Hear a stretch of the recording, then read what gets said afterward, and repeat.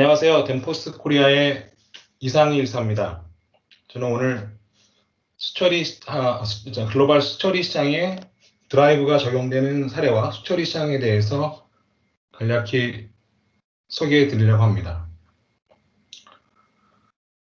오늘 목차로는 첫 번째 글로벌 물산업 시장 규모, 그리고 폐수처리 시장, 그리고 세 번째 하수처리 과정, 그 다음에 이제 블로어에 대한 인트로덕션 소개, 그리고 시장에서 사용되고 있는 그 루즈 블로어와 터보 블로어의 차이점, 이에 따른 비용 임팩트, 그리고 드라이브를 적용했을 때의 이점들, 그리고 적용되고 있는 덴포스의 드라이브를 소개시켜 드리겠습니다.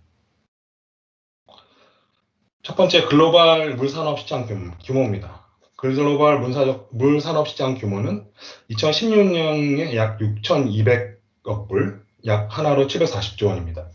그리고 2025년에는 약 9천억 불, 하나로 이제 1,000조가 넘는 금액이고요. 연평균 신장률이 CAGR로 약 4.2%로 지속적인 신장을 보이고 있고 전망되고 있습니다. 이 물산업 시장은 오른쪽 그래프를 보시면 이동통신이나 제약, 반도체 시장보다 시장 규모로는 우위에 있습니다. 국내 시장의 경우 상수 분야는 포화 상태이긴 한데요.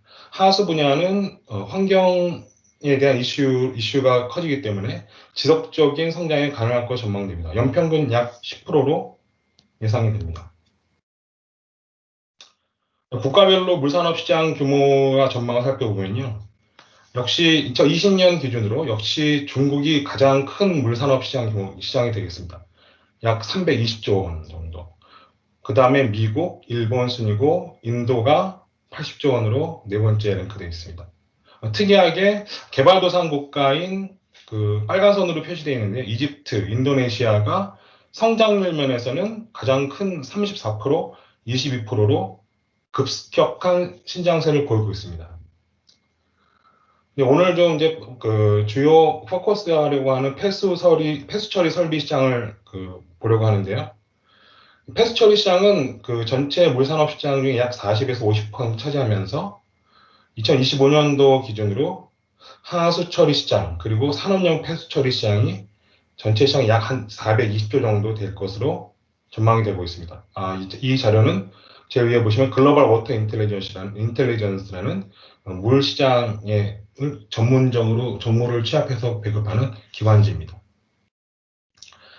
그 중에서 폐수처리 관련 설비 시장은 14년도에 약 70조 원, 그리고 25년도에 약 200조 원으로 연평균 약 10% 정도 성장하는 급격한 신장세가 전망이 됩니다.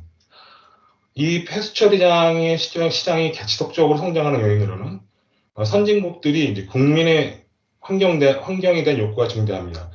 이에 따른 각종 환경 보호 규정이 여러 가지가 대두가 되고 있습니다. 그리고 개발도상국가들의 인구 증가와 도시화, 산업화 확산으로 의한 수요가 증가하고 있고, 또 에너지 절감과 환경 보호 정책의 기준이 확대되고 있습니다. 그리고 더불어서 국제사회에서 관계수로 상하수로의 보급이 확대되고 있습니다. 오른쪽 그래프를 보시면 지속적으로 폐수 처리 설비 시장이 증가되는 걸 보실 수 있습니다.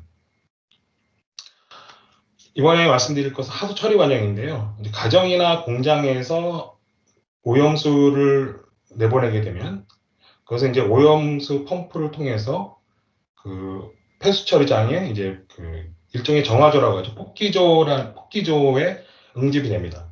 이 폭기조에 응집이 돼서 오른쪽이 침전조라는 곳으로 넘어가게 되는데요.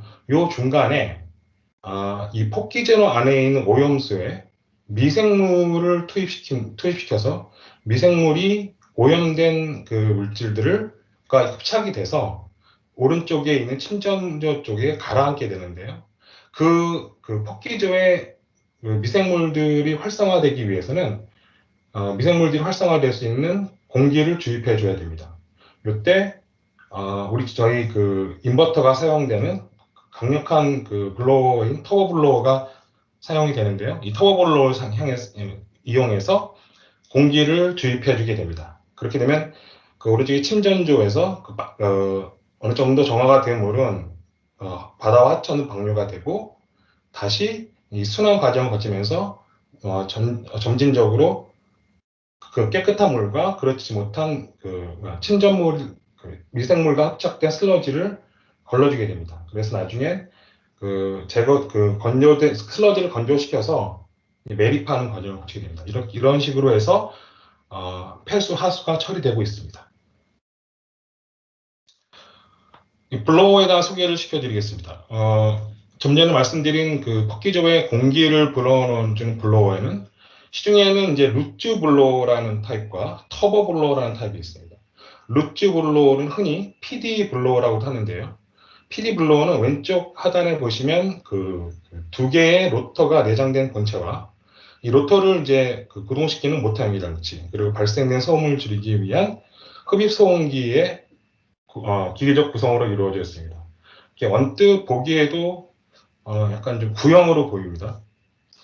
다음은 이제 터보 블로어를 한번 소개해 드리겠습니다. 터보 블로어는 제일 오른쪽 그림을 보시면 그것이 이제 터보 블로어의 판넬이고 빨간 선으로 친 것이 흔히 말하는 코어, 모터 부분입니다. 터보 블로어는 압축 공기를 생산하는 시스템으로 인버터로 구동되는 PMSM 모터에 직결형으로 공기 베어링과 흔히 에어포일 베어링이라고 합니다. 그리고 로터, 임펠러, 그 다음에 하이스피드 모터, 드라이브를 통해서 기술이 적용돼서 고속 운전하는 시스템입니다. 구성은 왼쪽 그림 보시면 HMI 조작 부분과 에어 필터, 그리고 오른쪽에 보면 드라이브, 코어로 구조는 굉장히 간단하게 되어 있습니다. 그러면 이제 루츠 PD 블로어와 터보 블로어를 사용했을 때 터보 블로어, 즉 인버터가 적용된 블로어를 사용했을 때 어떤 장점이 있는지 한번 살펴보겠습니다. 모터의 구동 방식을 보면 일단 루츠 블로어는 지익 기동 방식입니다. 지익 기동 방식이고 터보 블로어는 말씀드린 대로 인버터로 구동하는 방식입니다. 인버터로 그리고 소음호를 보면은 소음은 이제 루츠 블로어가 95데시벨 이상으로 큰 소음을 가지고 있고요. 터보 블로어는 85데시벨 이하로 되어 있습니다. 진동도 크고 무엇보다 이제 에너지 소비 부분에서 보면 루츠 블로어 같은 경우는 지기 기동으로 하기 때문에 에너지 소모율이 평균 130%로 보고 있고요. 인버터가 장착된 터보 블로어를 적용할 경우에는 약 90에서 100%로 연평균 약 30에서 40%의 에너지가 절감되기 때문에 터보 블로어를 많이 적용을 하고 있고 터보 블로어에 대한 인버터가 적용된 터보 블로어의 수요가 시장에서 굉장히 빠르게 성장을 하고 있습니다. 제품의 수명도 터보 블로어 같은 경우는 15년 이상으로 반영구적인 반면에 루츠 블로어 같은 경우는 기계적인 유지보수를 많이 해줘야 되기 때문에 제품 수명이 짧아지고 있습니다. 큰 장점으로 유지보수를 말씀드렸습니다만 터보 블로어 같은 경우는 판넬의 가장 프런트에 있는 에어 필터만 6개월 주기적으로 교체를 해주면 되는데 루츠 블로어 같은 경우는 정기적으로 부품을 전부 교체를 해줘야 하는 어려움이 있어서 터보 블로어를 적용할 경우에는 유지보수 측면에서 대폭 절감이 가능합니다. 오른쪽에 있는 터보 블로어의 모델들은 덴포스의 NXP 드라이브가 장착된 터보 블로어들의 모습들입니다. 한국에 있는 메이저급 터보 블로어 메이커들에게 저희가 거의 다 공급을 하고 있습니다. 코스트 임팩트를 보시면 파란 점선으로 쳐져 있는 것이 PD 블로어, 루츠 블로어이고 빨간 선이 드라이브가 장착된 터보 블로어인데요. 터보 블로어가 처음 이제 설비를 시작할 때는 비용이 굉장히 큰데 약 2년 반이 지나게 되면 브레이크 이븐 포인트를 지나게 됩니다. 그러니까 투자한 비용이 회수되는 시점이 2년 반이라고 볼 수 있겠습니다.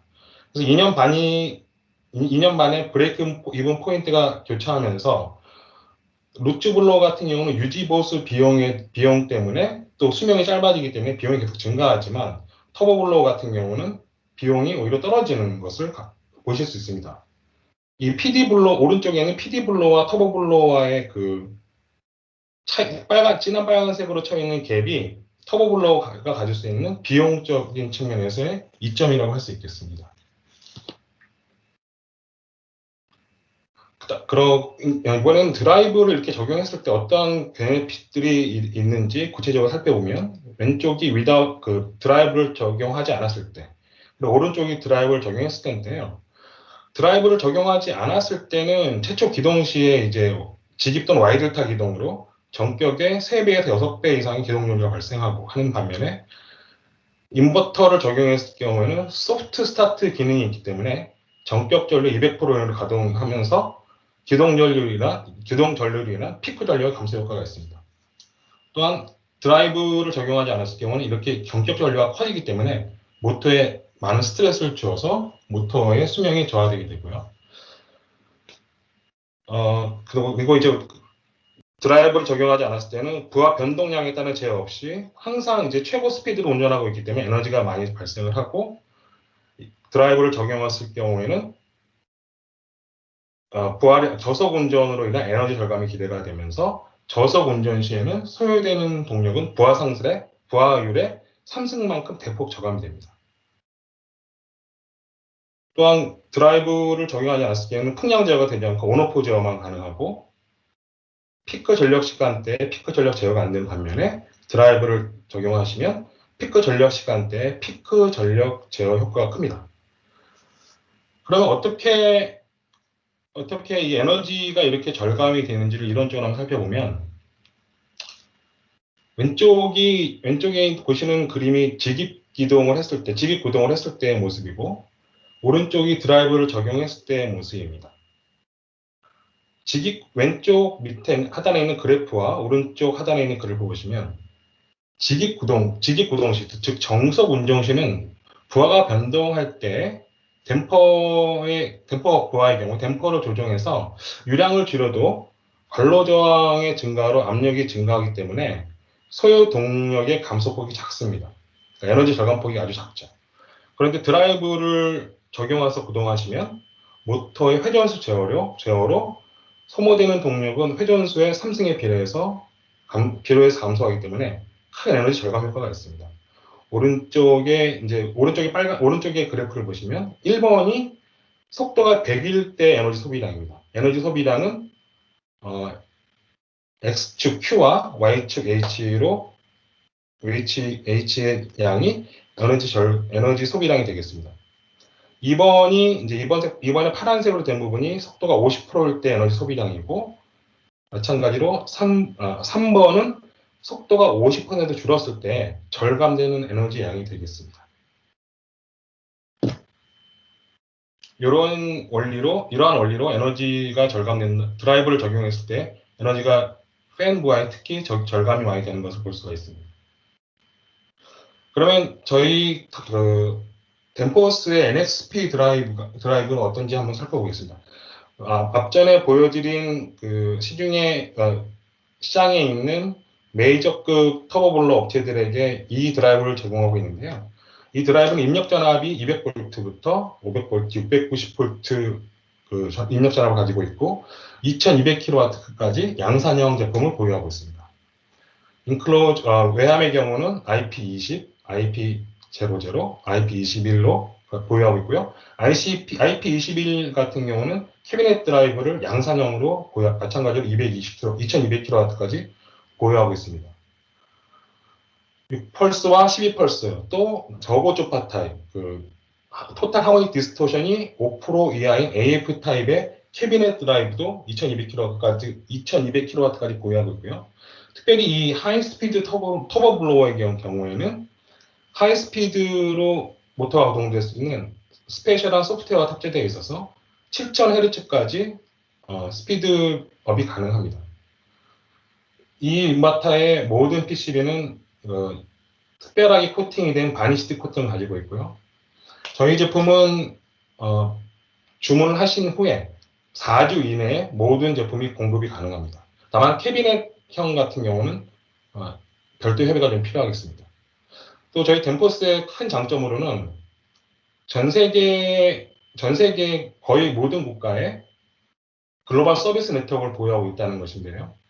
전 세계 약 100개국의 서비스가 가능하면서 3일 이내에 그 엔지니어가 현장에 도착하고 기본적인 사항을 체크업할 수 있는 그러한 시스템을 가지고 있습니다.